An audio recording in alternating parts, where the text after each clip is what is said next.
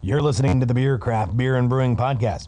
Tune in every Wednesday night at 6:30 Pacific for a dose of beer and brewing banter with your hosts, Ben Holm and Andrew Ziegler. Hop aboard for some wit and wisdom in the Pacific Northwest, because it's always beer 30 on The Beer Craft.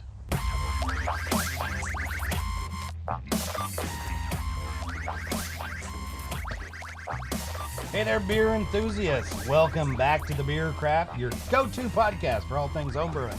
I'm Ben Holm. And I'm Andrew Ziegler. Today we're deep diving into a topic that's as important as it is timely: brewing sustainably. We'll explore how you can reduce your carbon footprint and save some cash in the process. From choosing energy-efficient equipment to sourcing local ingredients, there are plenty of ways to make your brewing process more eco-friendly. Plus, we'll share some innovative tips that not only help the planet, but keep your wallet happy. But before we get into the nitty-gritty, it's time for our favorite segment of the day. This is the part of the show where we crack open a cold one and share our thoughts. After all, the best way to discuss beer is over a freshly poured pint. So grab yourself a glass, join us for Beer 30, and let's toast to a greener, more sustainable brewing future. It's time for Beer 30.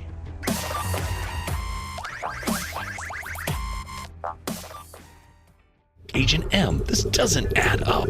How does something as simple as yeast turn into beer?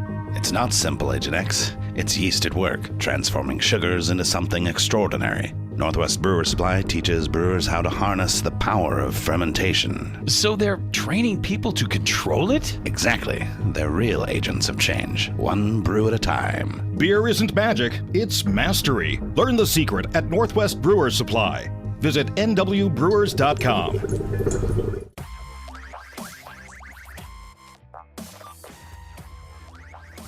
All right. How the hell are you, Ben? Andrew. I'm Ben. You're Andrew. Okay, we got that covered. I'm doing pretty good. We just did a thing here in the studio not just a couple of minutes ago. Yeah, a little bit of a live session. We did a little live broadcast test because, you know, why practice these things and fuck it all up in private when now you can we can share it with you guys. You can put a face to the voice. Yeah, you can see what we fucking look like. I am still this ugly. It's fine. No, I'm not. My wife thinks I'm not. So Well, I'm thirsty. That's good. I'm thirsty too. Cheers. We've got beer. What do we have, Ben? What'd you bring? Today I brought Aslan Brewing's Hazy IPA Cosmic Dreams. I have not had this, but I chose it because we're talking about sustainability in beer. Yes. And Aslan came up in my research. Aslan came up as came up a lot as far as a sustainable brewing. Yep. Not only an organic brewing company, they also, they're taking sustainability seriously. From sourcing ingredients to making their brew house. Reducing water. Restaurant. The farm to table. They're sourcing local produce and for the restaurant. So they're doing the work. And they released a report. We're going to share that a little bit later today. But yeah, Aslan Brewing today, their Cosmic Dreams. Let me get into this. Drink organic beer, the can says. Smells amazing. It's good. It's a nice hazy, not too bitter. Yeah, that's it's very drinkable. Yeah, really smooth. The bitterness right at the back. Kind of just saying hello. We didn't bring glassware in today, so I can't even see how hazy this is. No, we didn't. We're just drinking it out of a can. Drinking out of a can like a bunch of savages. It's all right. It's a cool can. They have a cool logo. It's a lion that's got some the Chinese eyes. He's probably stoned, I think. The stoned lion. I was born in August, so I like Leo? the lion. Yeah. I dig it. I dig it. I can gravitate. I can groove there, man. Great little brewery. The king of beers, maybe. They came up and I was doing, we're trying to find some, kind of beer news we can share with you guys. Yeah. And their name came up. They just signed with a small distribution company to take their beers, South Sound, Tacoma, Edmonds. Do you know which one? I could pull it up. I didn't write it in my notes. It's a smaller distributor, It though? is a smaller distributor, Yeah. but it'll take them into South Sound and get a little deeper penetration. Yeah. Bigger footprint. South end of Washington. They do have a plant in Seattle, so they've got Do they? 3 locations now. Oh, good. 2 in Bellingham, 1 in Seattle, and with some distribution on the way. I remember when they were just starting out and just put their brew house in that corner building in Bellingham. Yeah, little thing. It had like 9 months of renovation in Yeah. that location. You guys are gonna appreciate this. These guys started in their basement. Yep. A couple of home brewers with with a passion for beer, and decided to go pro and make their dreams come true. And they have a wonderful community backstory to their brewery. About a year in or so, I don't think they weren't really solid on their beers, and they were having a few, I think, process problems, and the Bellingham beer community got behind them and helped them out. That sounds cool. And helped them with the process and helped them, with all of the things that they needed to make the beer that they really wanted. Yeah. And ever since then, yeah, they've done nothing but great beers. That's the moving beauty. forward. That's been the beauty of the craft beer movement. Yes. Is sharing all of that information, making everybody better, Making everybody successful. Yeah, the tide raises all ships kind of thing. That's one of the things that Yeah. I love about the beer industry. Oh, it's you know where that got started. Fritz Maytag, of Maytag appliance fame. His purchase of Anchor Brewing in San Francisco. Oh yeah. Makers of that fine steam beer. Yep. They had problems in there. They had infections in their brew house. They had a lot of problems. And Fritz Maytag, the way his family dove really deep into appliance and manufacturing and making it all right and making it all better. He did the same. He brought that same kind of mindset to the brew house. Really got noodly about process and to make his brew house better. But he didn't keep that to himself. He shared that with everybody who would listen. And he is responsible for, giving so much to the community, to the beer community, and making everybody better as well. And that's really where it started for the craft movement. Fantastic story. We'll probably do a show on Fritz Maytag. I wrote about that for a couple of maybe last year or the year before for the blog. Yeah, nice. Yeah. So he's like Henry Ford of the vehicle industry. Yeah, kind of big, big innovation, big. Yeah. But more like his hallmark was really sharing that information. It was kind of that cool thing. It's a great industry. I love it. I don't know what else I'd be doing. Yeah. So how are you today? What is your highlight of the day? Highlight of the day, getting ready for the podcast is, I like Wednesdays. I, polish up the script and start my morning a little freaking out, like, oh God, it's deadline's coming up. I got to get it done. And, magically I pull it together every week. I had some notes, after last broadcast and, finally got to put it together late yesterday and today. So that's pretty good. Did get to meet with, had a meeting with my banker about some cool ways to save me thousands of dollars. So that's always nice. And they buy me lunch. There you go. So I actually started drinking earlier today. Went out to the train wreck. Yeah. Train wreck. Yeah, had their Korean pork tacos. Yeah. Those are so good. And Nice. chili lime paloma, which is it's fun. I like grapefruit a lot. Trainwreck's a good spot. Now, what about you? What was your day? Oh, I thought I was going to get off early. I had my last meeting today at 3.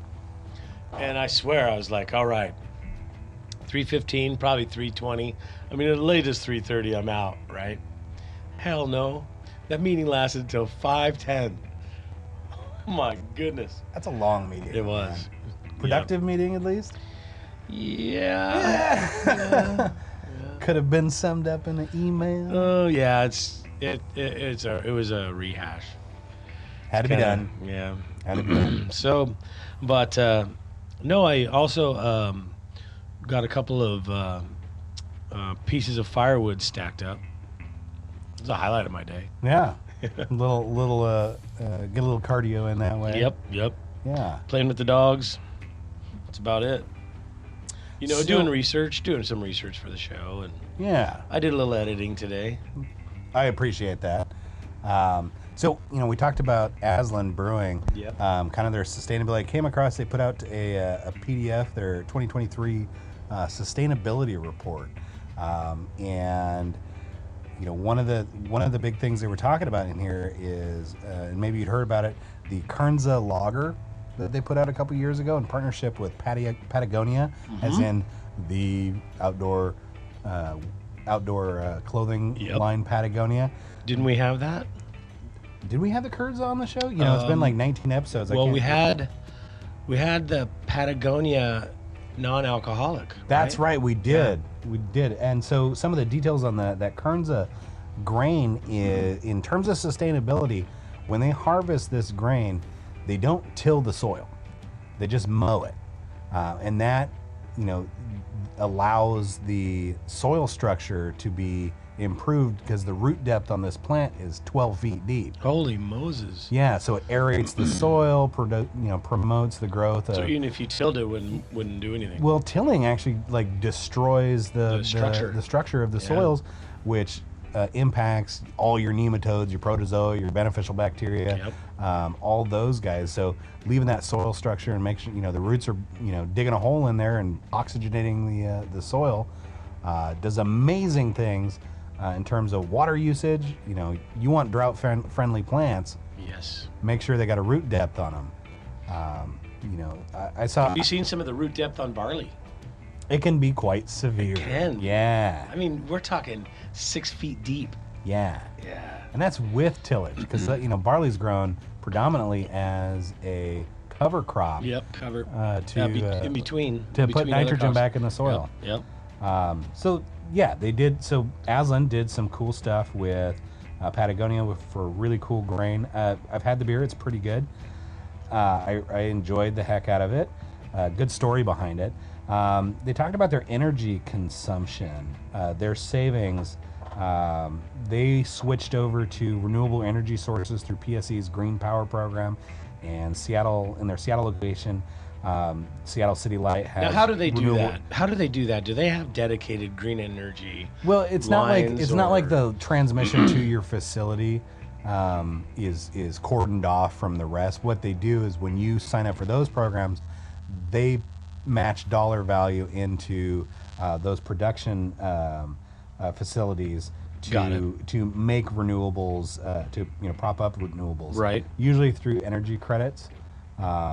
And so you pay a little bit more at the sticker, at the meter, but your dollar goes farther in terms of where your energy comes from. It is supporting the industries that make or facilities that are producing clean energy through solar, wind, hydroelectric, all those sorts of programs. So that's good. I think we need to make some more innovations. I really don't. It takes some money to get there. It takes some money to get there. I don't know if wind is panning out the way we wanted. Hydro is amazing. Yeah, there's some tidal generators that I've projects that I've seen. Yeah, those hurt the whales or what? No. Whales don't care. But just using that tidal energy to spin a rotor.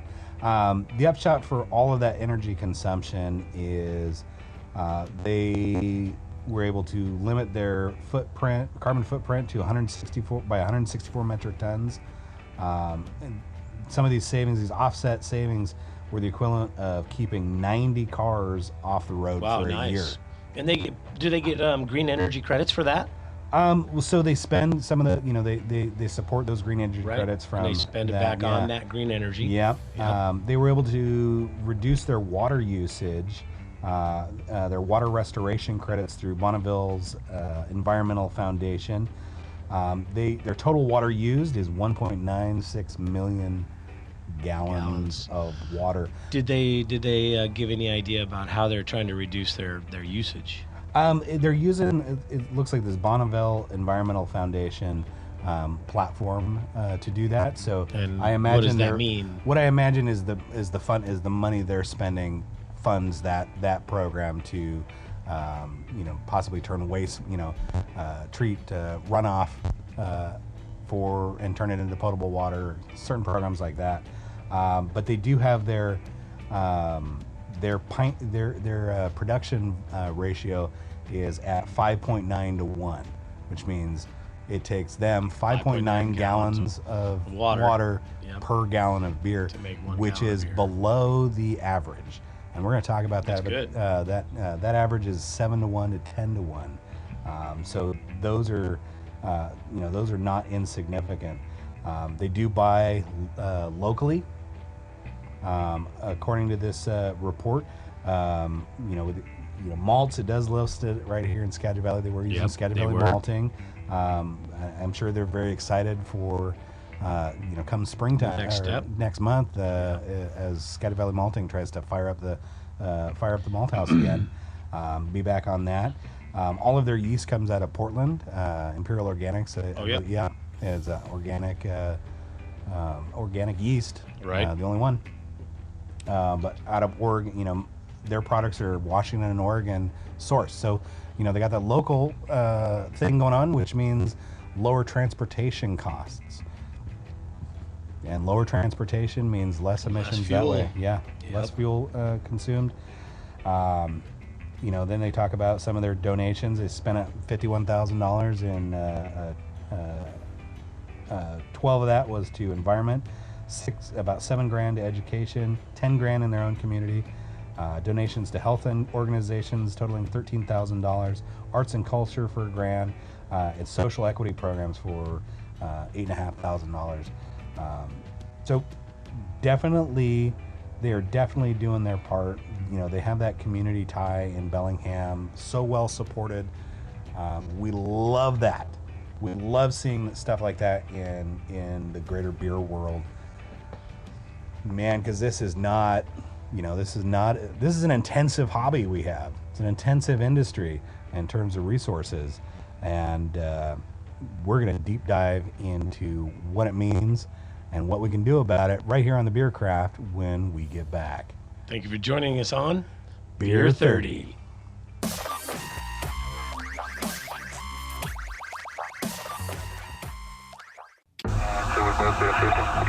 H&M, we're in. The hops, they're glowing. Those aren't ordinary hops, Agent X. Northwest Brewers Supply sources the finest ingredients to create beers that elevate consciousness. So that's why the IPA crowd keeps coming back. Hoppy, hazy, or heavenly. It's not a conspiracy, it's science, and it starts at Northwest Brewers Supply. Don't just drink beer, brew beer. Find out more at nwbrewers.com. The truth is in the brewing.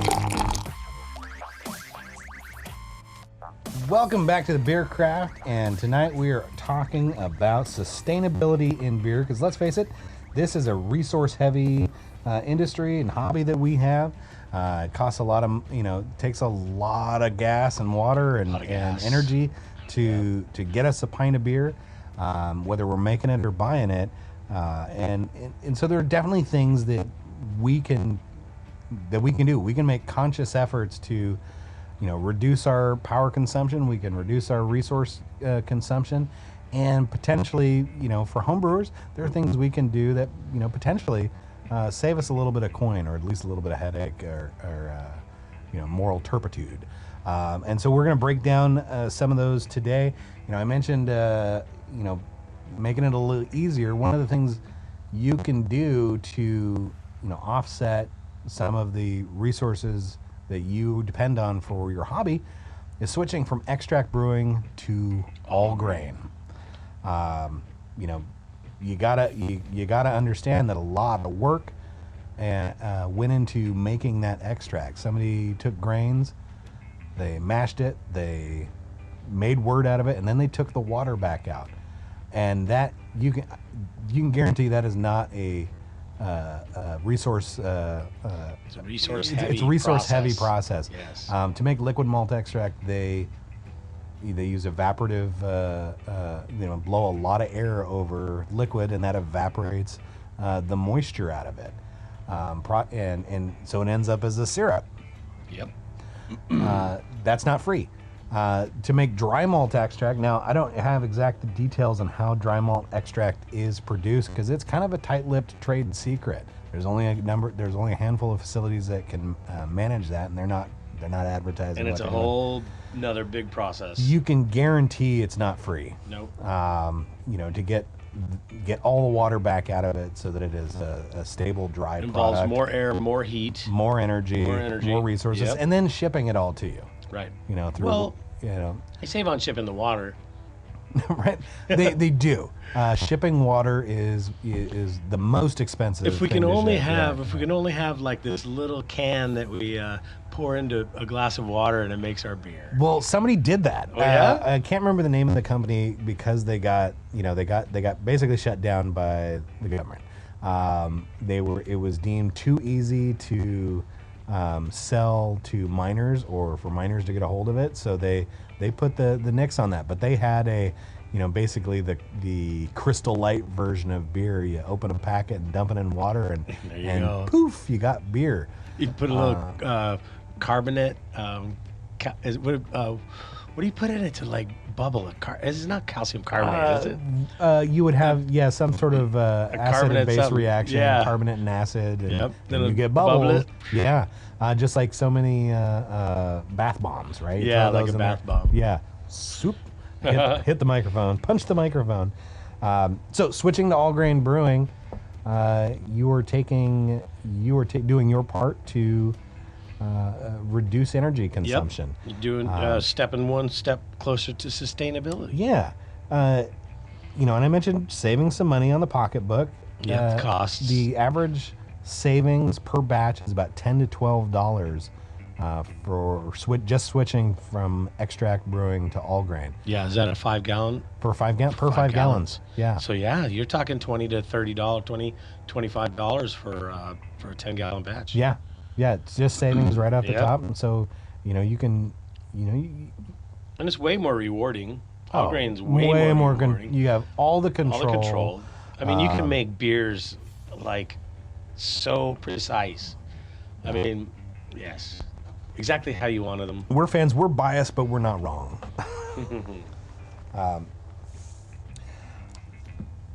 Sustainable equipment. We can talk about that next. Sustainable equipment. Yeah. Opt for durable materials. Choose metal, glass, over plastic. You're going to ensure your longevity, and therefore you reduce your waste. Oh yeah. Most plastics are petroleum byproducts. So Yep. the amount of plastic we produce is limited by our current crude oil supply. Yeah. So as that goes down, you can bet your bottom dollar your plastics are going to get more expensive as well. So switching now to glass or stainless steel, you've got a much more durable product Yep. that's a Stainless little more steel. future-proof. Stainless steel doesn't break at 1 a.m. and cut your thumb open and It does send not. you to the ER. It does not. It's fantastic, easy to maintain. So maintenance is a thing. Regular maintenance extends your equipment life. Yeah. Which means you get more bang for your buck. Yep. So your investment in a stainless steel hardware pays for itself, over time. Yep. Plus, if you do decide, if it does get damaged, destroyed, or retired, Well, if you need to get rid of it, you can recycle it. recycle it, or find somebody else who needs it, and continue the cycle. Well, the reason I Yeah. don't need it anymore is because it don't work. So I'll just be passing my, yeah. my problems on to somebody else. Yeah, stainless steel you can drop off at your local steel recycling Yep. plant, or glass. If it breaks, you can clean it up and You'll get and $3 haul it out. for it. For stainless steel, Yep. you get paid by weight for that stuff, for sure. So if you do need to dispose it, consider recycling it. It's always going to be cheaper than raw material refining and production. It's already there. They're just going to redo it. Next up, keg your beer. Keg your own. Keg your beer. You're saving the bottles. I think globally, only half of all the world's cans actually get recycled, and aluminum is one of those like deals you can recycle that indefinitely. Yep. It doesn't break down. It doesn't do any of that, and only half of the world's supply gets recycled on an annual basis, which means the rest of it's ending up in landfill. Yeah, we'll mine that someday. Yeah, we'll have to do something because otherwise we're going to end up like what's that Disney film WALL-E? Where WALL-E, the world's yep. covered in garbage. Yep, and then we'll have Kinda feels that way. some little creatures out there digging for the little. Oh, and then the little diapers. The little. And the rest of the resources They're going to be little power packs. organic material. Organic. Yeah. Yep. Hey, when the rest of the resources are gone, we're going to have. It will no longer be cost. It'll no longer be. We're going to be mining Inefficient the dumps to dig up our trash again. Yep. So do your part. You can do your part today by kegging your keg your beer. You can also source local and your organic ingredients. Using locally sourced organic ingredients reduces your transportation costs, so that supports sustainable farming practices. Yeah, those transportation costs alone. I read that 30% of global emissions are from the transportation of the food and beverage goods. industry. Just in food and beverage alone is 30%. Well, thank goodness we have the railway system, because we Railroad's a can good job. we can transport cars and cars and cars of grain, and it's probably the cheapest way, but. Moving still, things from port to but still we have to move it. transport that from Idaho, from Washington. We have to transport that from the grow to the malt house. Sometimes that's a big malt house is down in southern Washington. Yeah. So that has to go all the way down there. Now that malt has to be shipped out from there. Well, you think about the cycle, from growing to the maltster, from the maltster to the distributor, the distribution hub to go to a distributor, out to your retail location, and then eventually you get to pick it up and take it home. Yep. And all how those many miles things. it travels? Yeah, the food system alone in this country, so much of the food is grown out of state. I think your average grocery store only has 4 days worth of supplies for the community. Yeah, isn't that crazy? That it lives in. Those snowstorms we had a couple of years ago, and everybody, all the grocery stores ran out of food because the trucks couldn't get there. So locally sourcing means shortens the distance, shortens the travel time, and makes us all better. So keep it local, keep it fresh. Good news: Skagit Valley Malting coming back online. I'm excited to see what they can do. I know they got some work ahead of them. Yeah, they do. But getting it back over here, I know there are several brands who will happily go back, and hopefully more of them do in time. I believe so. Yeah, I believe so. having that local option for all those good reasons. Yep. Yeah. Yep. Locally sourced grain is, probably one of the better things that a brewery can do. Yeah. I know there is a local hop farm, Hop Skagit out of Mount Vernon. It's a small acreage facility. I believe pretty much all of their production goes to beer? To Garden Path. All goes to Garden Path Brewing. yeah. I think they've bought it up All of it. for a couple of years now. But that's probably cool. It probably was kind of a collaboration that, it spurred on Skagit hops to be created. They both kind of came onto the scene at a similar timeline. Yeah. So I imagine they found each other quickly Yep. on that sort of thing. But it is a small acreage operation, so they can't. Hops grow well here. They do. In fact, historically, they all grew over here before Prohibition. Like Yep. all the hops were on the west side because they do grow. We do have. Well, we didn't need to irrigate as much. The water's free. There's, Yep. we get 14 inches. I don't know how many inches we get. Yeah, there's big farms in lot. Carnation.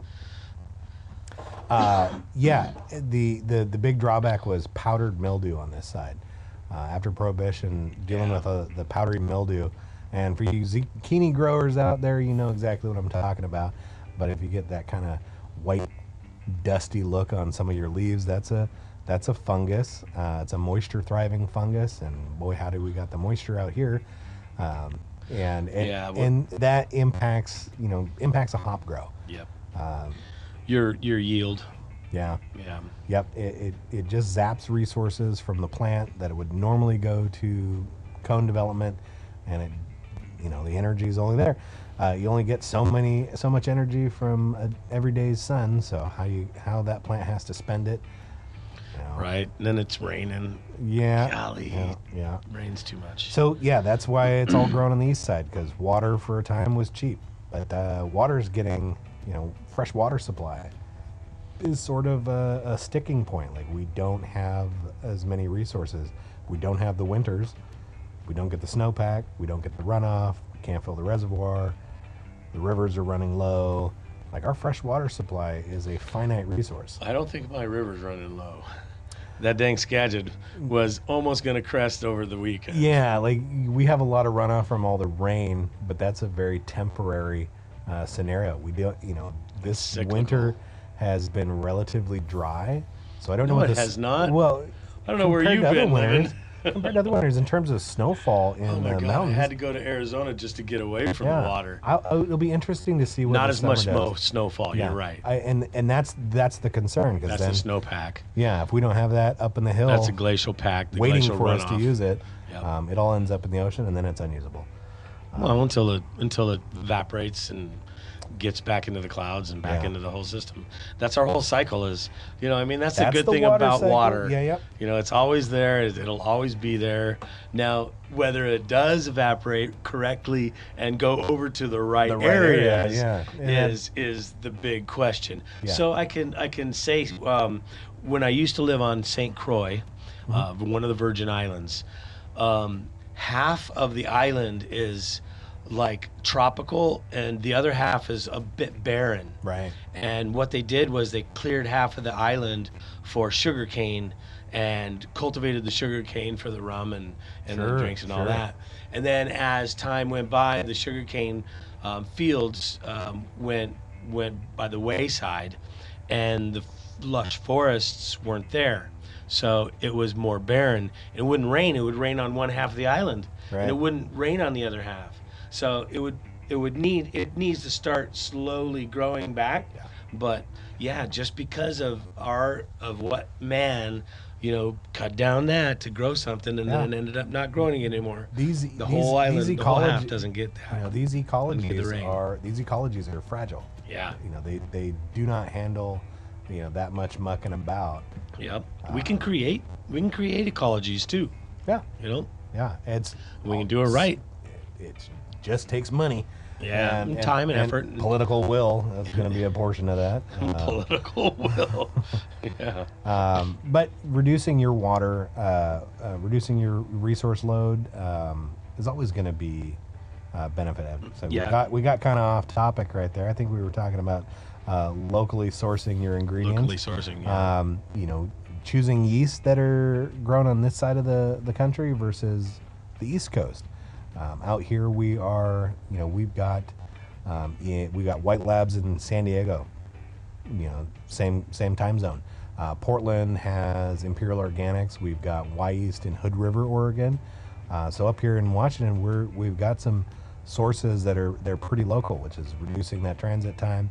But you get into some other yeasts like Omega yeast is, I think, they're East Coast.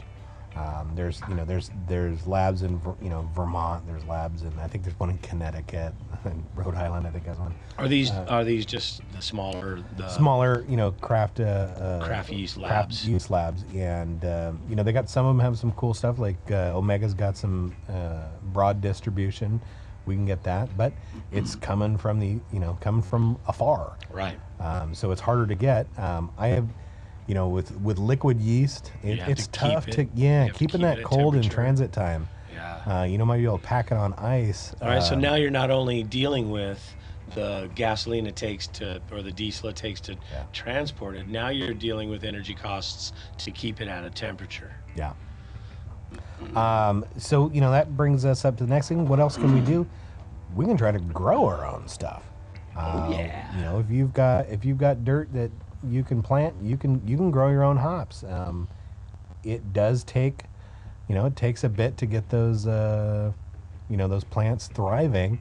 You're looking at about a 3-year window before you have decent production. Right, a mature vine. Yeah, because the first year, man, it'll grow up. It might grow 12 feet, but only 1 or 2 vines, and a couple of dozen hops. Your year 1 production. Year 2 looks better.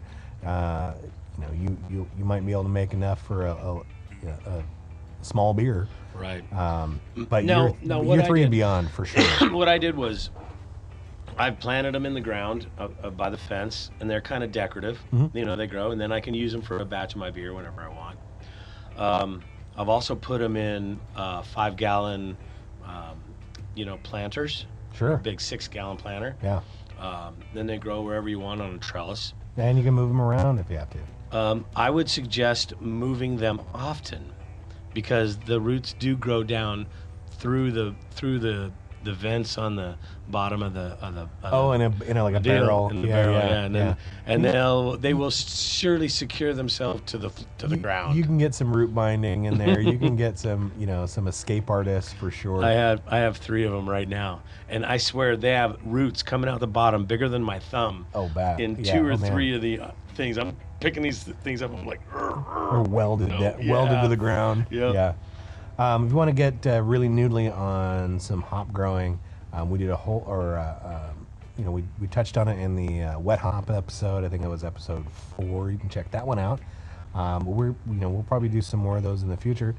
Growing your own, the biggest problem in that scenario is sourcing your rhizome. Yep. We're out here in Washington State, and Washington State is responsible for growing about 40% of global hop production. Right in our backyard, in Yakima Valley and surround. So we are in a quarantine zone.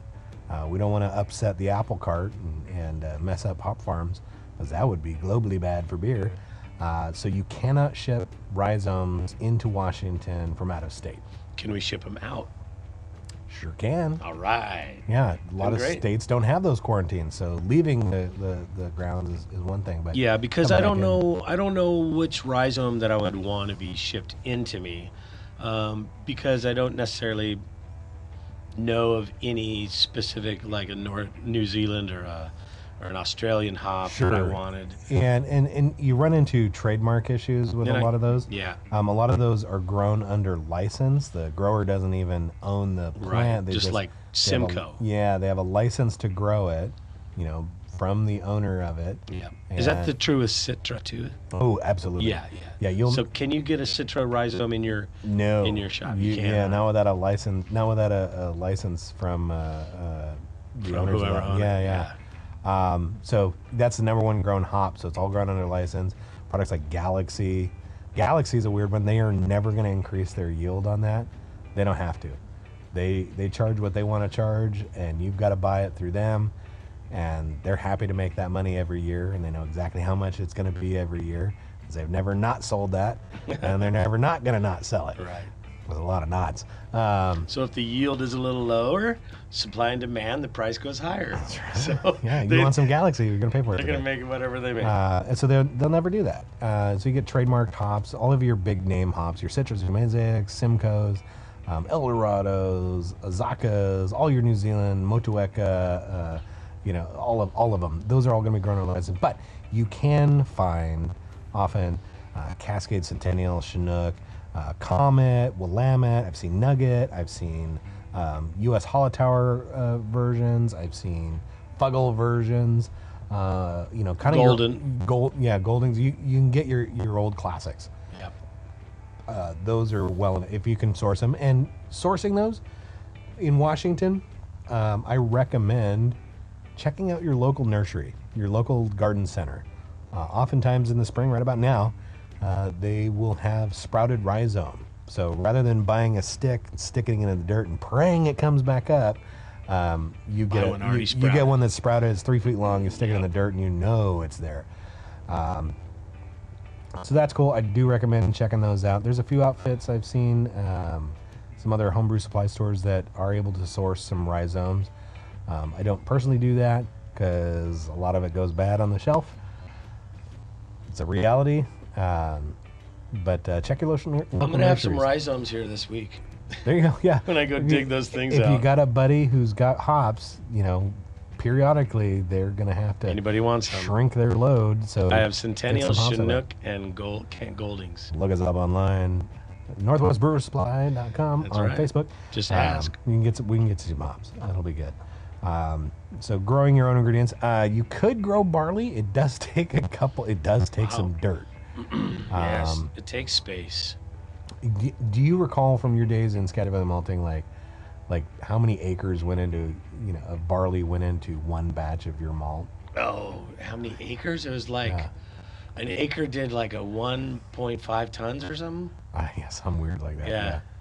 So an acre It of takes a barley lot. takes a lot. Yep. And then malting it and all that stuff. It can be done. In fact, I think that You can Skagit grow Valley- it. Yeah, you Yeah, guys. we grew it. Me and Wayne grew it out at his Were some, his little ranch. There's some books on malting at home. How to germinate and how to toast it in your oven, and that's kind of cool stuff. You have to thrash it. Beat the piss out of it. Yeah. Yeah. But I mean, you can go. Sometimes they have like threshing parties to where they'll. I mean, we have one here that a guy will hook up his old thresher if you need it, and then beat the shit out of your grains. Yep. Gotta knock them out. Yep. Grain just comes out one into one tub, and Chaff the on the other shaft side. flies out into the field. Lopez Island Brewing. They grew a couple acres of their own barley. Yep. And they probably had SVM malt it, right? Well, originally that was the plan. Was Yeah. SVM was going to malt it, Oh, but they couldn't. right before harvest, SVM shit the bed. So Lopez was able to get a hold of Link Malting out of Eastern Washington. Yeah. They had to truck it over there, truck the whole harvest out there. They malted it there and then shipped them back. I was fortunate enough to get a bag of. They grew Pilot. Pilot. Yeah, I like Pilot. Pilot it's tasty. It's good. I And it kinda was miss that one. powerful too. Yeah, missed Had that a grain. lot of enzyme. So activity I in got it. a bag of that. I made a Kolsch with it. I made a pale ale with it, and I think I did a Scotch ale with it. Fantastic. It was fun to grow some brew some local stuff again. My favorite was our first one we did was Alba. Oh yeah, It was very good tasting. yeah. Alba was nice. I was sad when it went away. Alba had. Couldn't had tell you some- why it went away. From what I remember, the yields were not As much. fantastic. It Oh, liked Pilot yielded. Pilot yielded. Yeah. So And the numbers were great. Alba liked a drier soil conditions that Skagit Valley has difficulty with. So the yields were not fantastic. So they opted for, I think they've switched to Francine as one of their Pilsner malts. Well, that was that was one developed at the school. Mm-hmm. So that was kind of developed. At WSU, during that, yeah. Yeah. Copeland, they had retired for a bit and replaced it with Yeah, Pilot. Copeland was a industry standard, I think. Everybody had Copeland. Yeah. Yeah, so I think they were trying to differentiate a little bit with different offerings. Should have stuck with Alba. Yeah. Shouldn't have, shit the bed. That'd have been great. Well, there's a few things that, Always a few things. Yeah. always a few things But you can grow it. out of control. You can grow it. You can germinate it and toast it up in your oven.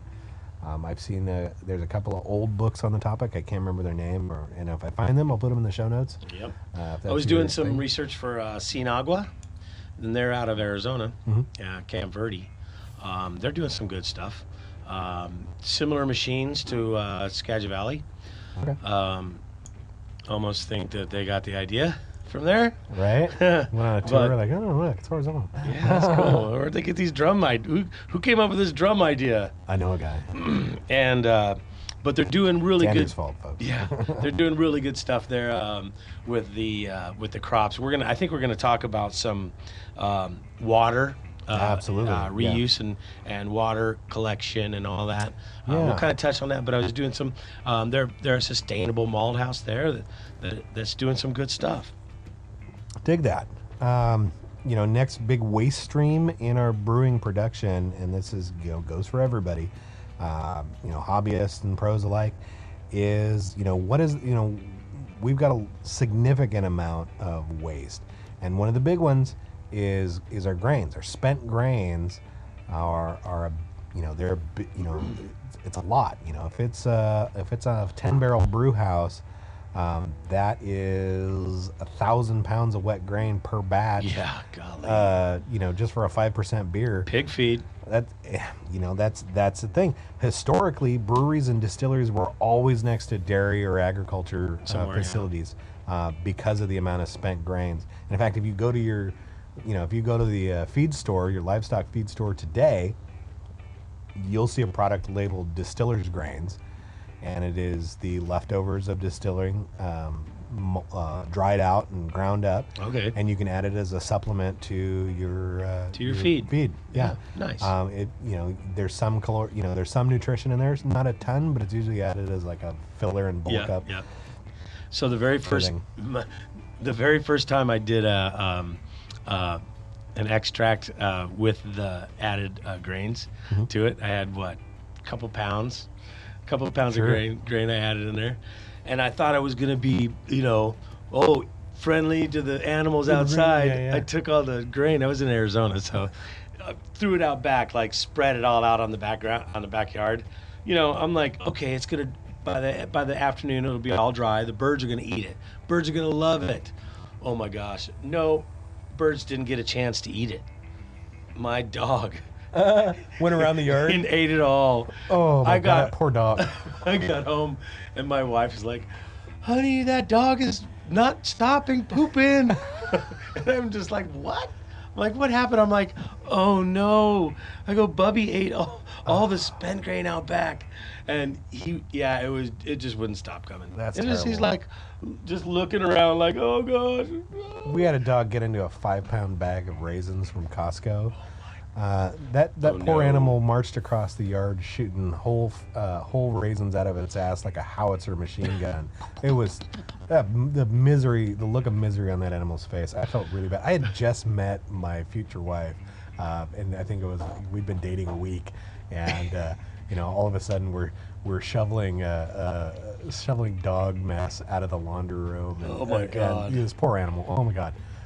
Great trauma bonding moment for my wife. There you go. That's why we're together still. So back to spent grain usage before we tangent too far down the rabbit hole. What can you do with your spent grains? I think the first and most easiest option is throw it right into your garden. I mean, like dig it in so your dog doesn't eat it. Yeah. But you can throw it into your garden as a soil amendment. We talked about it earlier today. Barley was grown predominantly as a soil amendment. They would literally just till the chaff, cut the heads off and till under the chaff when it's all dry and papery, and that's putting nitrogen back in the soil. Barley is a nitrogen fixing plant, which means it takes nitrogen out of the dirt, stores it in the rootstock and stalks, and they just till it back in where it breaks down and releases that nitrogen back into the soil. So it's sort of like a nitrogen bank. In brewing, we love that because we need free amino nitrogen because yeast need nitrogen to make our beer for us. So it's kind of a magical product. Malted barley it all works. Really wants to become beer. I think synergy. Yeah, it's fantastic. So we can throw it right in our garden. That's right. If you have chickens, your chickens will memorize your brewing calendar and they will bug you about it. What about chickens and goats? Yeah, goats will eat it too. If you have livestock, you can supplement their feed with your spent grains. Nice. Your chickens will follow you around. They love picking through a pile of wet grain. I've seen they go ape shit for it. I'm trying to get chickens on Friday. Nice. Yeah. I miss having chickens. It's chicken time. Yeah. Especially You haven't had chickens for a couple months. the price or a of couple eggs, years. man. Like, yeah, but I mean, I'm not gonna get them because of the price of eggs. Because well, it's 12 weeks before you get anything. 12. Oh, longer than that. What is it for? Oh, it's 12 weeks for meat bird development. So it's They don't lay until like probably September. yeah. It'll be a hot minute. Yeah. Yeah, so hopefully egg prices will be back down lower. We'll get past all this bird flu, whatever they're going through. Well, and that bird flu So- thing's been going on for a couple of years now. Yeah, it says. So feed it to your stuff. We talked about distiller's grain being already in agriculture feed stores. Oh, fun fact: Full Sail Brewing in Hood River, Oregon, Oh man, these guys did something cool. They purchased a high efficiency filter to filter the solids from the liquids after mash. They pump it through this big bladder screen filter. So you can imagine there's an inflatable balloon. Who is this? Full Sail Brewing in Full Sail.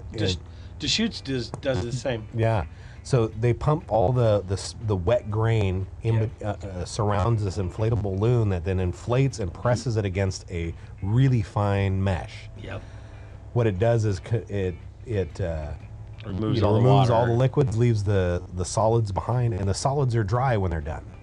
So they're able to commoditize that product, sell it at commodity pricing as distiller's grain, processed in house, and it's not sitting in a bucket, getting lactic and nasty.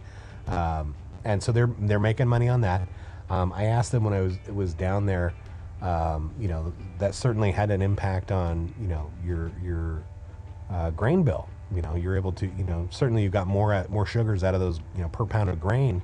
And oh, absolutely. We had to dial back our recipes by a significant Yeah, 'cause portion. you're squeezing every ounce of sugar out of it. I asked him, so between the distiller's grain that you can sell and the grain savings per batch, how long did it take to pay for that machine?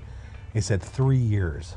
It was completely paid for in offset savings. So took their margins through the roof. Yep. On that. So they have that savings every year. Every year now. Yep. Yeah, and big that's savings. just and Good for them. that spells profit. Yep. So that was really cool. Not something that's super available on a homebrew scale. Right. Yeah. So usually it's find a can't buddy. really do a bladder. Yeah, thing. we got one of my former employees. He comes and picks up my spent grain and feeds it to his chickens. When that's not available for him, if he can't come and pick it up, I've got a local pig farmer who comes and gets it. Yeah, she's pretty cool. Yeah, I used to compost mine. Yeah, compost is fantastic. Yep. Yeah. If you don't have if you don't have a garden and you don't have any hogs and you don't know anybody who does, compost it. You can put it in the yard waste bin, and the city will take it and compost it. My neighbor in Mexico at the brewery, her name was Andrea, and she had a pretty big compound, and inside she had her wow. Inside, that was weird. Inside she had her garden, and so I'd take my spent grain out, roll it around and right over her fence and plop right into the compost pile. Done. Yep, easy. Done. Easy peasy. Now, you can also make some spent grain treats out of these. Oh yeah, Dog That's treats. it. Dog treats. You can make bread. You can make cookies out of spent grains. I'll say this for dog treats: if you're going to go down the dog treat route, you cannot use anything that you can't use the grains for dog treats from any batch that's been first wort hopped. For those who don't know, first wort hopping is you're literally adding hops in the mash. Hops are poisonous to dogs, so we have to keep them separated. Most beers are not gonna be first wort hopped, but there's a few you could do. You just can't make dog treats out of those ones. But the rest is gonna be fine. Yep. Peanut butter dog treats. We're gonna put a link in the show notes to a fantastic peanut butter dog treat recipe that you can do with your spent grains. A couple pounds of your spent grains makes a lot of dog treats. Yeah, no doubt. And that'll make Bow Wow happy a lot. All right. So now we get to yeast reuse. Oh, absolutely. Yep. The pros do that. Harvest your yeast and repitch it. Yeah. You can do this up to 10 times, I would say. I think eight times. I think the average across the brewing sector is about 10 generations. There are a couple of breweries that are on their original pitch. It's changed over time. It's mutated. A little bit, It's done. They're doing different things. They take care of it, though. But they're doing it right. You're harvesting your yeast. It does have some pitfalls. Namely, if you're doing like a yeast washing protocol or something, that's an easy vector for infection. If you're not squeaky clean about your process or ambient area, dust mediation. It's not that difficult to do. You just have to do it right. You just have to do it right. Just have a good process to do it. Do it clean. And really, when you're harvesting, you've got to work. If you've got a conical fermenter at home and you're talking, thinking about yeast harvesting, you've got to make sure you're harvesting at the right time. Because if you do it too early, you are selecting yeast that go to bed early. Yep. And then they don't finish your beer. Right. So that's bad. If you do it too late, you are encouraging yeast that don't flocculate. Right. And then all of your beers are cloudy. Well, you wanna grab from the center of that yeast cake. Anyhow. Right. So it's really you've got to time it. The bottom. You got to time it right. You make sure your protocol's getting to the good stuff. I remember watching Rob out at North Sound Brewing. He would sit and taste the yeast as it's coming out of the vat, and he could taste when it was the good stuff. I said, well, what is that like? It's like, well, I don't know how to explain it to you because I only know this yeast. This is the only yeast we use, so I couldn't do this same thing on any other yeast in the catalog. But this one I know about. I was like, oh, well, I guess that works for you. So I didn't get very far on that, but if you got a conical fermenter, you're going to need a little positive pressure on that to push that cone out nice and easy and get all of it out. Otherwise, most of it sticks to the sidewalls. A little tip I picked up from Kevin Pierce at Anacortes Rockfish when he was there. I said, yeah, I got a little positive pressure on there. Otherwise, you just take the junk out of the middle, you leave more than half of it behind, just opening the valve. So put a little pressure on it. But you gotta do it at the right time. Get the right stuff, get the good stuff. Otherwise, you're gonna end up with beers that are all cloudy and yeasty or mutated wrong, or don't finish. So that's kind of a thing. What I like to recommend is actually, if you're going to go into growing up your own yeast, I would say you buy your yeast today and you do a yeast starter, and rather than pitching all of it, you divide it in half, save half, do another starter, feed it again, and then use that. And then when it's time to brew again, you've got that saved half. You can grow up, split it, save it, do kind of like a two-stage starving.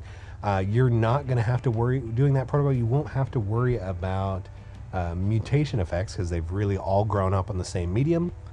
So not a lot of inputs to change things up for them. If you're just doing yeast washing, you're generally going to go lightest to darkest beers, least hoppiest to hoppy beers, as there's always going to be some carryover from the dark grains and the hops. And so, if you did an IPA and you try to do a Pilsner neck, these little yeast cells, work. These little yeast cells are getting all stained and oh man, I'm all dark now. Is in a stout. So you can't get the blondest. You can't get the blondest blonde if you're. Well, they're getting the tan. If you're using washed stout yeast. Washed stout yeast. Yeah. Could impart some stout flavor. Who knows? It's going to do some stuff.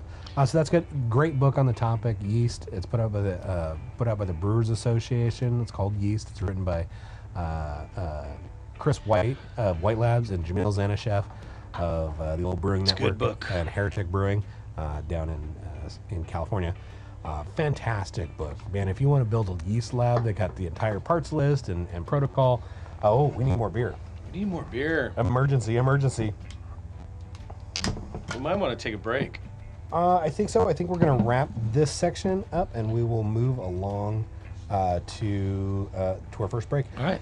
Because next up on the repurposing, kegging is not really repurposing byproducts, so I don't know how that got in there. Who knows? Let's talk about the cooling methods when we come back. Before we do, I do want to touch on one more thing on reusing. Yeah. Is party guile brewing. Oh, reusing your spent grain? Yeah, using your grains twice. I've done that. Yeah, so you make a big beer and a little beer. Make a small beer. Yeah, so you end up with, so you got a big grain bale, and you do a beer from the first runnings, and then you fill it back up with your sparge water. Yep. But that goes to a separate boil kettle, and that makes a baby beer, a much smaller beer. I made a beer once called it was a dunkel, and I called it the Dunkel Butt. Dunkel. And when I made it, I'm looking at the end after I got my brew kettle filled, and I'm like, there is more sugars coming out of this kettle, and so I filled another brew kettle up, and had enough for another beer. I had dinky butt. It was so good. The first one was like a 6.5% Dunkel, and then the other one was like 3.8. It's beer, perfect. It was beer flavored perfect. beer. Yeah. So do it. So that's called Party Gal. It's kind of a classic, classic protocol, and it's designed to get more bang out of your grains. Your bill. Yeah. More bang out of your bill. So maybe we should do one of those. We should do one of those. We're gonna brew soon. Yeah, we are. Yep. So we're gonna take a quick break. Yep. We're We'll gonna get back for some more wet our whistles on some of this fantastic eco-friendly, Cosmic Dreams hazy IPA. sustainability, cosmic beer. Yes. Yeah. So stick around. We'll be right back.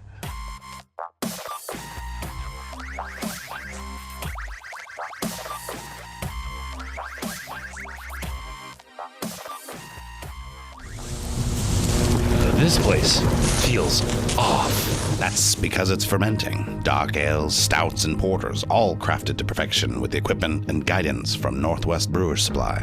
Fermenting? You mean this isn't some paranormal event? Only if you consider perfect beer supernatural.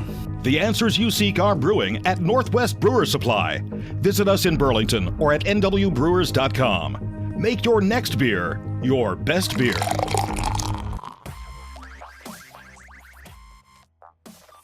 Welcome back to the Beer Craft Beer and Brewing Podcast, and tonight we're talking about sustainability in beer.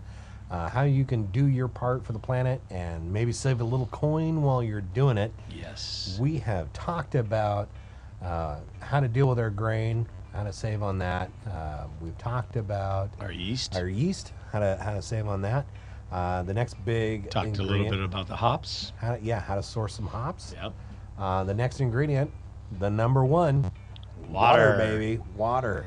I mentioned earlier in the show today that the national average for beer production is a 7-1 ratio, 7 gallons of water per gallon of beer produced.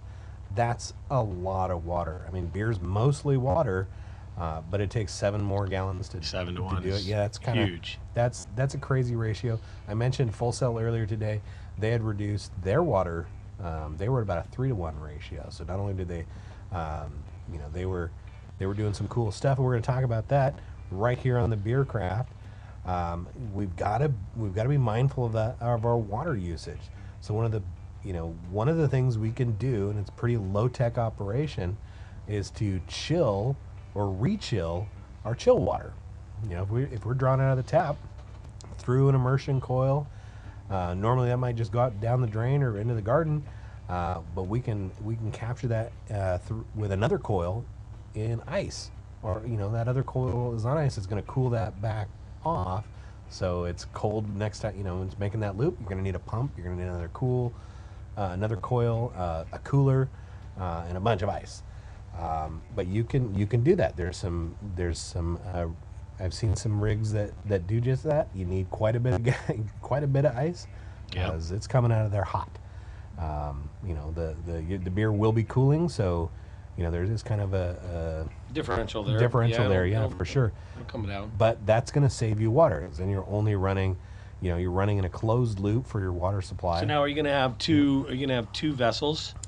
You would have a cool vessel, some sort of cooler full of ice with a coil, an immersion coil in it, copper coil, and a pump to pump that water through to the heat exchanger on the other end in the boil kettle. Right, and then that water goes back into the cooler on the other side.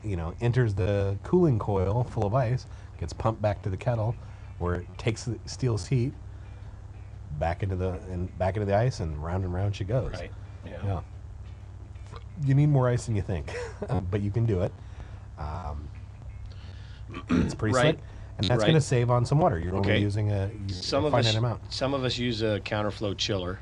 Counterflow chiller is fantastic. I've got one as well. They can use some water. My plate chiller, it's going to use water, but I can chill 10 gallons from boiling to pitching temperature in the time it takes me to pump it out. At a 3 gallon per minute pump flow rate, I can pump it out, and this is dependent on my groundwater temperature. Yep. So some often in July and August I have to pre-chill my chill water before it gets into my plate chiller. So if my groundwater temperature, because my supply line's running just under the sidewalk, I might, on a 90-degree day, I've got 80-degree water. And so you're not going to be able to chill the pitching temperature with 80 Nope. degree water. They're not. Physics says, so during July and August, I'll pre-chill my chill water in a bucket full of ice. I might run it most of the way with just plain water and then pause, hook up an ice bath for with a bag of ice in it, and chill that down on a second coil through my plate chiller. After you're Yep. at temp from the groundwater. As 80 degree water chilling 212 degree water, we're going to have a drop off. It's going to do a job. It'll just stop early. And at that point, when it's too warm for my chill water, I pause, hook up the chiller, a ice bath chiller to it, and then chill my chill water on the way to the plate chiller, and that takes it the rest of the way for low input. So I might run, I might only run the pump and water setup for 10 minutes instead of 30 minutes. So that's a hell of a lot less water. That's a pretty efficient system. If I had a closed loop kind of setup with a big ice reservoir, I could probably cut that down significantly. Yep. I probably should do that. Here we are talking about it for going on an hour now. Now, what if we do glycol? We can make our own glycol. You can make your own. I've seen some of those. They're pretty slick. For a glycol chilling unit, you need a little generator. You need a 5-gallon cooler. Yep. You're going to need a pump. You're going to need a temp controller. We talked about those in the kegerator episode last week. It's just an auxiliary thermostat. So you're going to need one of those. You're going to need a gallon of glycol and 4 gallons of water, because usually they're a 4-to-1 ratio. And then you're going to need a heat exchanger. And this is often a window AC unit, like an older window AC unit. You might carve out the carcass of it, the plastic casing, to expose the heat exchanger with big copper, looks like a radiator. Yep. But I've seen guys sort of like bend that very carefully so that it's wide enough from the compressor case to the heat exchanger so it can fit down inside their cooler full of glycol mix. Aha. And then they run a pump on that, Through there. and that chills your work. Just watch out for leaks if you're using an immersion chiller. Test that often, Yep. because you don't want to make a glycol beer. Not good. But I have no more glycol in here. Yeah, it's super sweet beer. Glycol is ridiculously sweet. Yeah. Don't let the cat. If you spill antifreeze in your driveway, the cat will try to drink it up. Drink it up. 'Cause it tastes good, I'm sure. So that's something you can do. Counterflow chillers work. These are very similar to plate chillers. They're Yep. just bigger pipes. So imagine a half-inch pipe shoved inside a 3/4-inch pipe. So water flows in one direction, and hot work flows the other direction, and it, the cold water steals the heat from your beer on the way out. Yep. Just turn it down as much as you can. Yeah, flow rate. Let it run slow. Counterflow chillers, plate chillers, all those sort of things, you got to monkey with your flow rate, because you want the hot wort in contact with cold water long enough to cool down. Yep. So you're going to be monkeying with your valves on your setup. Right. You want it to go slow enough to where your water coming out is hot. Oh, fun story. I had a plate. I was using my immersion chiller on a on-site brew day. I believe you were there, actually, for the stainless kettle competition at North Sound Brewing many moons ago. My immersion chiller, the hose popped off of the copper chiller.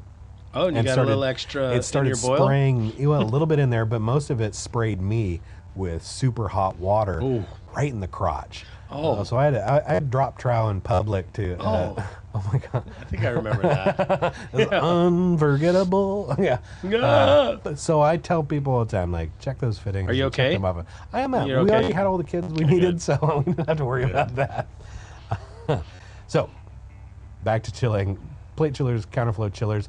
There are also larger recirculating immersion chillers you can get. These might have like 50 feet of copper and a recirculation arm to recirculate your wort in the opposite direction that the water's flowing through the chiller. And these are pretty efficient as well, less prone to clogs and the like. But they will knock your beer down fast without a lot of water usage. And all of those could be combined with glycol system or a big ice bucket system. This is where the water is used. Yeah, it's Is for cooling. all in the chilling. Yeah. You know, Unless you're Australian. Yeah, they've got a cool thing. They do no chill brewing, so they don't even do it at all. They Well, use, it chills down. I mean, they don't does. use any resources. for it. Natural. Australia's been in a drought for like a decade and a half or some dumb thing through most of the interior, and so yeah, they developed a no chill brewing. They use a special fermenter. It's like it's like a jerry can or water can, but it's a high temp stable because they're putting hot wort into it. But it also reduces the headspace, and so they just cap it with little to no headspace and come back tomorrow and they pitch yeast. It takes a little bit longer to brew, but man, they save on water for sure. Any souring come from that? You know, I mean, You're gonna want to be clean. I always worry about diacetyl because the hot temperatures are still creating, or excuse me, DMS, dimethyl sulfide. Yeah. You're still changing SMS into DMS inside there, but from all the tastings I've done and other people have done this no chill brewing, like Falstas? cannot, yeah, they use water. No, But I've never had one. I know a couple of guys who've done it, and it's like they're not getting DMS bombs, so Yeah. no cooked cabbage. I think that's. Well, you know, guys have done I it think, here. yeah, and I think it's a function of the reduced headspace volume while they're chilling to do that. Like So, no headspace? Yeah, little to none. You know, it shrinks as it's cooling. It's gonna shrink Create a a bit. vacuum. Yeah, but I think the science is something that. But yeah, that no chill brewing very popular in Australia because who can afford that shit? Right. Takes you from 35 gallons to 10 gallons. So that's fantastic. You can, if you can do all that, you can also repurpose that chilled water. So rather than letting it go down the drain, you could collect it in another basin, maybe, Rain barrel? Like a rain barrel would be perfect. Water your garden? Water your garden with it, absolutely. If you had a good setup, you could actually stash that water and use it on a future brew day Yep. and get more bang for your buck that way. I've seen some guys do some, really large rain barrel It's going to be hot. systems. It's going to be hot coming out of that counter chiller. It'll cool So off. just get ready to make another batch. Make another batch of beer. Yeah, and that's one of the ways Full Sail, I was talking about them reducing their usage when, they double batch. When they brew, they always double batch. The hot water from the cooling, that goes into another tank that runs their dishwashers. It's the hot water supply in their restaurant, and it's also the hot water supply for their next batch. There we go. So they are able to That's brew. doing it. Yeah, and I think they've even done some like continuous brew. Like it's a large plant, it's Right. a large production plant, so they could go 3 shifts Yep. of brewing and keep that water supply. Right. Buy it once, 8-hour use it. shifts? Buy it once, use it a couple times. That's going to be just continually fantastic. using it and making beer. Next shift. Good. I heard about. I didn't write it in the notes. There was a cool brewery. They adopted they call it a dry floor policy in their brew house, and what that means is they don't spill. If you spill wort all over the floor, you've got to hose it down the floor drain, which Now you not got only water, uses uses water, more.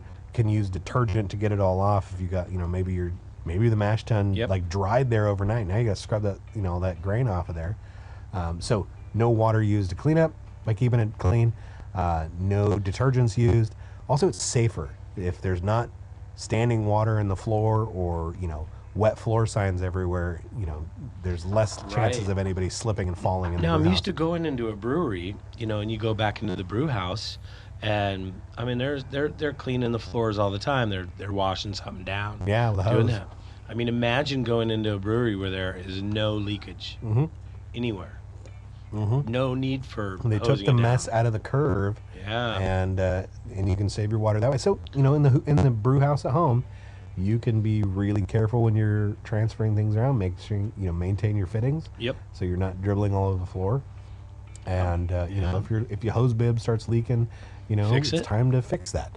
So you're not leaving a puddle in your garage. Right. Do a little maintenance to your Yeah. system so you can maintain it. Yeah. But then Keep your sustainability. less things to clean if you don't spill it on the ground. I'm okay with that. I'm okay with that one a lot. And more wort. So that's a dry floor policy. You can do it too. Nice.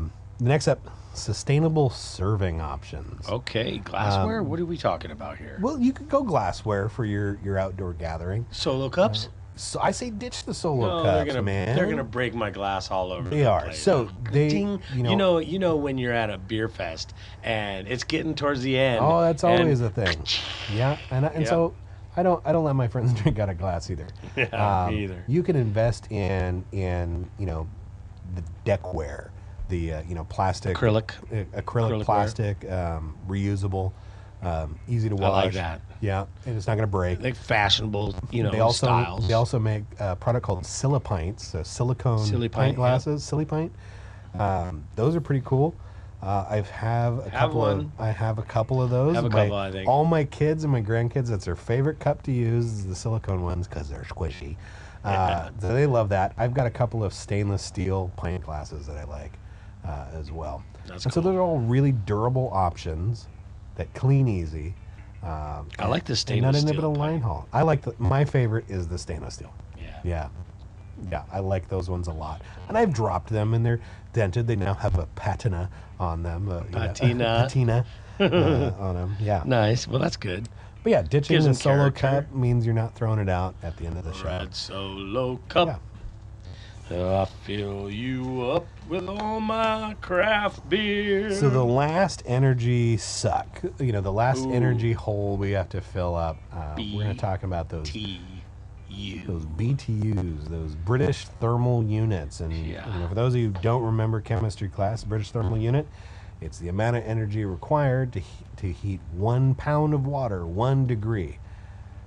16 ounces. Yeah, 16 ounces of That's water. a pint. Yeah, so how much energy is that? Well, your average home cooktop these days is going to max out at 20,000 BTUs. Okay? Your average... Not enough, folks. If you're doing a full volume boil, that's going to take a while, to boil 6 gallons, which is why most of us have, propane burners. Right. Well, underneath our kettle. I've done the crab pot on the top of the stove before. And it takes a while. Yeah. It takes a hot minute. Yep. Everything takes longer.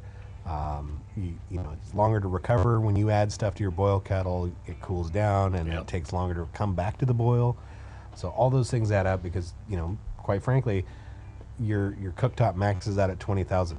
Past 20,000 BTUs requires way more ventilation than your average consumer range hood is designed for. Oh, yeah. They do not pull enough oxygen, nor does your house have enough oxygen coming in to offset the amount of carbon dioxide or carbon monoxide. That's right. You would turn produced it by on. propane. You would turn it on, and you wouldn't even be able to leave the house before all the oxygen is sucked right out of Yeah, it. yeah. You'd just fall to your knees and try to crawl away. That's why they say don't light your propane burners indoors. It's bad. Lose the oxygen and replace it with carbon monoxide, and that's just poison. Not a good thing.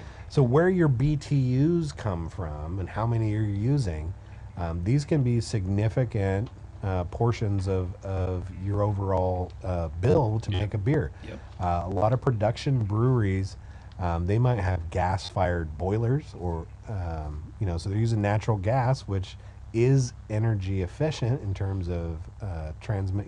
It's inexpensive.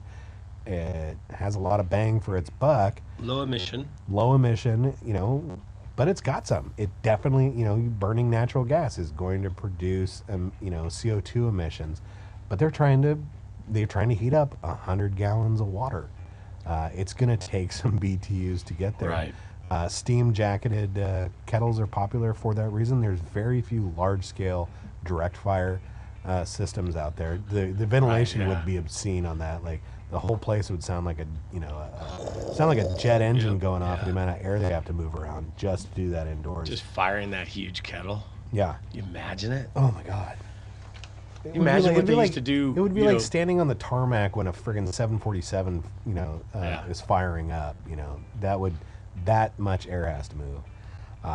We would crank up my 10-gallon system, and we'd just, yeah, it's crazy. Crazy. So where you get your energy from, you may have natural gas plumbed on your deck to your grill. Yep.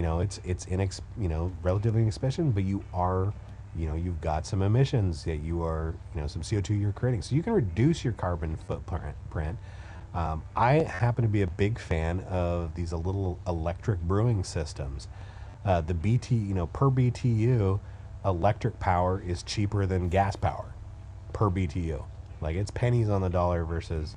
How is that? It's cheaper We to buy. got wind. Yeah, like we and were talking about I earlier. signed up for the the green power initiatives with We've my got- local we've one got for hydro. my home and for my businesses. So I'm offsetting Solar. some of that stuff. And these electric kettles are in it. It doesn't cost a ton to power that power it thing. up. Yeah. So my per batch energy usage, gas versus propane, is less. And you do an electric system now. You can do it inside in your basement. Yeah. Or on the patio and kick your feet up because Yeah. this thing does quite a bit for you. It's a little bit rainy here Yeah. all the time. I'd prefer something indoors. I do. With just a little hood, that's about all you need. Yeah. You got to make those choices: natural gas or propane versus electric. If there are things you can do, and if it's easy to do so, consider making those switches. I know the electric systems have exploded in popularity over the last, say, 5 years. The number of large all grain systems that I sell these days, I'm 2 in 5 years. Versus electric systems. I have sold way more electric systems than any other 15-gallon kettle I've ever sold. They're fantastic. And it seems they're more not reliable, but you can make a process better because you can control the repeatability, mash without really even understanding the process. Yeah. Here's the instructions: do this, do this, do this, and the process is built in. And I love that they keep my mash temperature rock solid where Perfect. I want it, regardless of indoors, outdoors. It's windy. Propane, you're burning propane outside. If you don't have a windscreen on that, you're losing BTUs. To I mean, to you the could atmosphere. do the same thing with a propane system, but you need to hook a thermocoupler up to a valve on your propane. Yeah. And have a pilot and all that. It's that solenoid valve's $150. pretty big The deal. sensor alone's another $60. So that's per burner. That if you're running multiple Electric's vessels. a lot easier. Ooh, wow! And a PID controller. Is Maybe that's what I way should more. do. I've not done electric brewing ever. So They're fun. I dig it. The I ramp see up like time, Pico Brew or one of these. That's not quite what I'm talking about. but like the a full- grandfather, the mash and full boil, sister, animal, full system would be good. They're cool. Come on down to the shop. I'll let you use mine. Well, we're going to be doing a brew here soon. We might as well use it then. Might as well use Yeah, we got to do it. it. Ooh, and is that okay?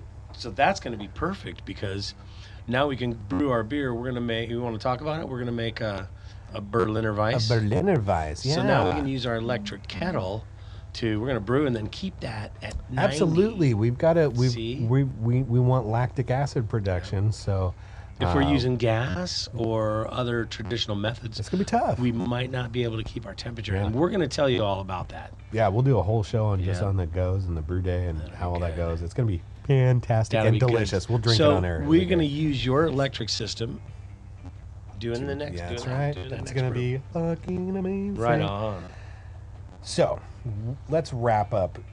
We talked about opting for Green Andrew. We've talked about that Yep. one quite a bit. So the wrap up really is, take a look at your waste streams. How can you mitigate, keeping your grains out of the landfill, right? Organic material into landfills creates more methane gas than just about anything out there. That's a terrible idea. Yeah. So keep your organics out of the landfill. So Out of the be mindful of that. Now you could take it to the composting facility. Yep. Yeah, if you don't have city, Yep. if you don't have the city doesn't come pick up yard waste for you, you Yard can waste, take yep. it to Skagit Soils here in town. They will take Yep. green waste. Yard waste is Yeah, yeah. probably a good alternative if you don't have anywhere else. Yeah, if you don't have a garden and you don't have chickens and nobody near you does, minimum compost that stuff. Get it composted Yep. somewhere. Think about where your grains come from. Think about where your ingredients come from. Is it the shortest distance between you and your pint glass that you can manage comfortably? Those will significantly impact the whole show. Yeah. The footprint of everything. Yep. The entire brewing system. Your carbon footprint is not limited to the size, whether or not you wear a size 9 or a size 10 boot. It's what we do every day. Yep. So give those things a look in your brew house. Take a look at your resource management. Yep. How you use your water. See where you can stretch a dollar out of a nickel better. And help the environment. Do your That's part. what we're out. Yeah. That's what we're after. It makes the beer taste better, right? Yeah. Right? It's got to. It did make Aslan's beer good. This beer is really good. I'm enjoying the hell out of this beer. We're drinking, again, Cheers. Cosmic Dreams, hazy IPA from the good Cosmic folks out of Dreams. Aslan. Well done, gentlemen. Keep up the good work. That's going to be a wrap for today's show here on right. the Beer Craft. Sustainability explained. Do it. Well, we thank everybody. We really appreciate every one of you. Thank you for listening. Thank you for downloading us. Yeah. Really get on that Facebook, because we're starting to do the preempt Facebook post. Yeah. You'll see that 2 weeks prior to our episode, and then you Bringing can video into the studio. Yep, So you can join us for our beer cool stuff 30 like with the that. same beer we're drinking, unless we get one of those really good beers again. Oh, yeah. That could be a I little can't share- difficult. I can't- Who doing that knows? too. I know. So really yeah. appreciate everybody. Thanks for And listening. Thank you for joining us on The Beer Craft.